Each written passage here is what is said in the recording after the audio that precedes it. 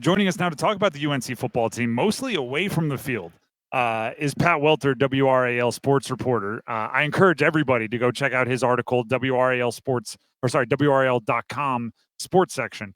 The headline, I read it before the break: divided locker room, disastrous results, players, parents blame Belichick culture for UNC problems. Pat, how's your last 24 hours been? Like when you press send on or post, I don't know how the official publish, I guess might be the term, on an article like this, your adrenaline has to be pumping. Oh, I mean, right before we got it over the finish line, I honestly felt like I was going to throw up. I mean, just because, I've been working on this since the spring. Like I got a tip that things were not going well, that there was some culture issues, that there was kind of a disregard for like the level of schooling, kind of the way, a lot of things that ended up coming out in the report, but I couldn't get it over the finish line at the time. So then when you get the sources start to coming through to a point where like, wow, I can report this. And then you forget all the legal aspects and then you have to go over it to make sure it's airtight. And that's what we did the best to do. Some of these quotes, I mean, I'll read one here quickly. It comes from a source with firsthand knowledge of the program who told WRAL, that's you. It's an unstructured mess. There's no culture, no organization. It's a complete disaster. End of quote. That right. I mean, I don't have to tell everybody what it is. They just heard it, right? When sources start telling you things like that, right? You get a tip that, hey, things might not be going well. Like, is there the moment of realization where it's, oh goodness, right? The Jurassic Park, this dinosaur is out of the cage, right? Oh yeah. Like that kind of deal? I mean, yeah, like so many of these people that I met working on this story, like quotes like that were the first thing out of their mouth because that's how frustrated people are. Wow. Like people, like some of the sources I had were from relationships built over years. Others were people I had literally just met, and they are telling me these specific details of what's going on. And I think that's what you're seeing now. Like it is boiled over. People are frustrated.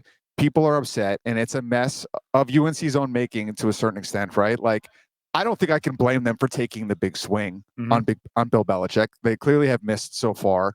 I probably can blame them for maybe not doing the due diligence to find out that maybe he wasn't dialed into the point that he needed to be. Clearly, as we've seen now, hindsight's always 20/20.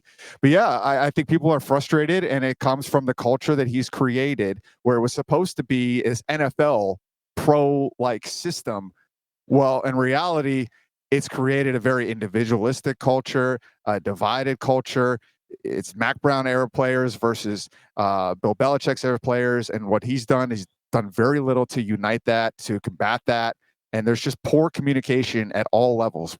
The actual coaching, the relationships with the coaches, the relationships with the parents, the players. And now you're seeing where there's basically no loyalty. Like everyone's trying to not put this on him. And so because it looks like it's on them right now. We're talking with Pat Welter, WRAL sports reporter. Check out his article on the Belichick culture and the problems that have stemmed from it on WRAL.com. It also dives into a bit of like you brought up the actual coaching, in which one of the only, I don't even know if it's a positive, half positives in the article is people actually do kind of respect Bill Belichick's hands-on coaching. When he's the one doing the football coaching, it seems to be going well. But maybe the rest of the staff doesn't have that same touch. How much of the frustration maybe missed Belichick but landed on his assistants? Yeah, I think that's it. Because that's from the beginning of the spring. I've heard that Bill Belichick, as a coach himself, still has it as far as what he sees. One person I talked to said he's a football genius. So there's still things that he sees that no one else does. But that's where it comes to the communication. He has little relationship with the players. Like he's created a separation. Now maybe some of that is how he ran it in New England. I don't know. I didn't cover that team to that extent, but clearly there's a disconnect between the way he ran an NFL program and a college program, something that they maybe thought they had figured out. They hadn't. And, if you're UNC brass right now, the UNC decision makers, from what I've heard from them, is that they want to help try to support him to fix this, to help him. They understand he's never coached college before, but he has to be willing to accept that help as well. What stood out to me was that part you brought up. Right, they're going to be the 33rd pro team. That's what was one of their sayings, right? They're going to run a pro system and a pro this and a pro that.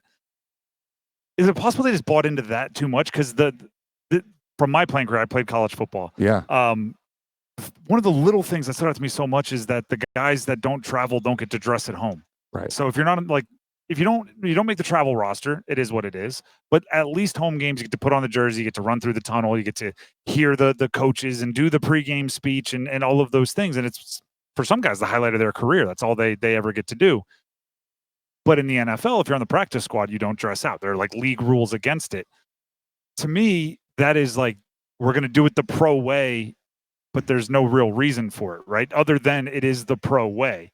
When the college way has been working, and it's did they just buy too much into it? Did they not know enough? Is it like, I don't want to use the word ignorant, but is it an ignorance of what college football is? So they're just doing the NFL thing for ignorance sake? I mean, I think we're seeing it play out that way, right? Like, it might have been well-intentioned that they thought, but I think this whole story is about the little things becoming big.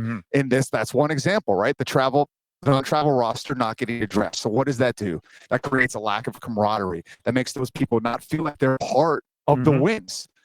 Obviously, you don't want to be a part of the losses right now. So at least they're waiting for me on the sideline. Yeah, exactly. But so those are the little things. Like, obviously, some transfer players are going to make more. Are going to make more money, right? That's kind of the nature of the system. But then you have to do something to foster that unity, that camaraderie. And when you're giving certain players and families more tickets, better parking, can dress on game days, cannot. You're just making a list of things that create division. And when there's adversity, you're seeing the results. The tickets thing is a funny storyline. And just the way it goes, you read in this article that, again, from my college playing days, I remember everybody gets their amount of tickets on game day. And if you don't have family coming, you go to your buddies, hey, do you need 2 extra tickets? Or, a lot of times upperclassmen have a particular like redshirt freshman who always has extra tickets. And if like, hey, like, just, your tickets are mine and I'll free rides around, or I'll bring you to practice or whatever it is. Apparently some of those are being sold rather than spread around the locker room, which is a weird bonding thing. It's hard to explain, but it exists. Then there's a text message that goes out today that just says like, hey, everybody, just so you know, this is from UNC compliance to the players. Yes. You're not allowed to sell tickets. If you sell them for any kind of compensation, it could mess with your eligibility. So like I don't like, were people talking about this almost like they were so anxious to get things off their chest that they almost were maybe hurting their own eligibility in the process? I mean, I got some of the tips I had back in the spring were about potential recruiting violations. So I put in some public records requests, and I did find one. I found a recruiting violation, but it was so minor, and the penalty from the NCAA was basically a slap on the wrist. I didn't even bother reporting it because it's like, oh, Bill Belichick got a slap on the wrist for like slightly talking to somebody when they shouldn't. Like, it didn't even matter. But like, now, again, the little things become big. It's an example of, he didn't know a specific rule. He had just started.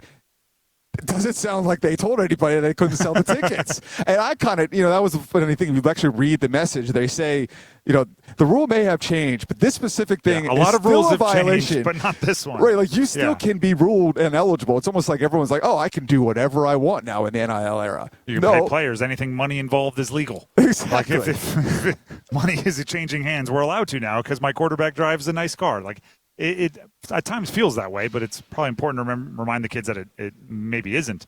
Last part, you brought up that they do kind of want to still support him and they want to help him with the change.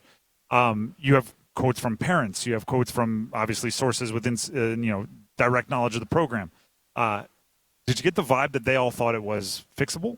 Like, with humility and a little bit like of, oh, hey, didn't know that was so important to you. We'll change it back to the old way. Is it salvageable, or is it already to the point where, at least with those involved in the program now, they recognize, new people might need to be the decision? Yeah, I mean, I think we've all seen what we've seen on the field, right? And it's hard to comprehend how this team that had around 8 wins, a lot under Mac Brown and the program, has fallen to 128th in points per game in all of FBS. And the defense isn't much better. And this is my opinion, but when I look at this situation, like, could he maybe figure it out? Could he turn it around?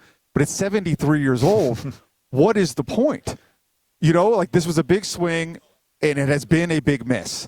Now it's sports. Crazier things have happened. They could figure it out. They could rally around all this reporting. They could come together. This could drive them together. Max Johnson could have an incredible game. He played Clemson last. That's a great team talent-wise, right? Like, the better days could be ahead. But I certainly wouldn't bet on it based on what I've seen on the field, based on what I've heard, and based on all my whole life watching football.